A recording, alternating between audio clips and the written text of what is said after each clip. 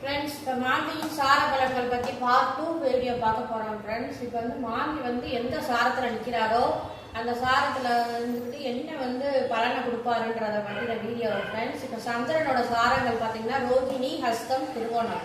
இந்த 3 சாரங்களில் சந்திரன் மாந்தி நின்றுச்சுன்னா என்ன பலனை கொடுக்கும் அப்படின்றத பற்றி பார்ப்போம் ஃப்ரெண்ட்ஸ். ஃபர்ஸ்ட் நீர்கண்டம் உண்டு. இப்போ மாந்தி அந்த நட்சத்திரத்தில் இருந்துச்சுன்னா ரோகிணிலையோ ஹஸ்தத்திலையோ திருவோணத்திலையோ இருந்துச்சுன்னா ஃபர்ஸ்ட் நீர்கண்டம் அவங்களுக்கு இருக்கும். அதனால நீர்ல கவனமா இருந்துக்கணும்.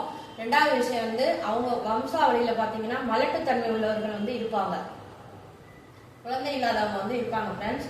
நெக்ஸ்ட் வெளிநாட்டுக்கு பயணம் செல்றதுக்காண்டி பணம் கட்டி இவங்க ஏமாந்துருவாங்க. அப்ப நம்ம கவனமா இருந்துக்கணும்.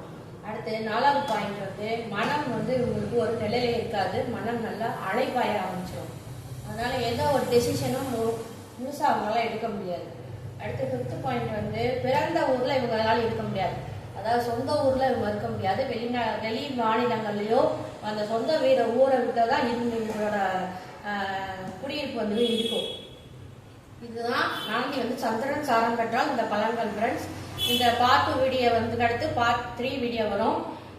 பார்க்குறவங்க சப்ஸ்கிரைப் பண்ணுங்க, கமெண்ட் பண்ணுங்க, லைக் பண்ணுங்க. அப்பதான் எனக்கு அடுத்தடுத்த வீடியோ போடுறதுக்கு கொஞ்சம் மோட்டிவேஷனாக இருக்கும் ஃப்ரெண்ட்ஸ். தேங்க்யூ.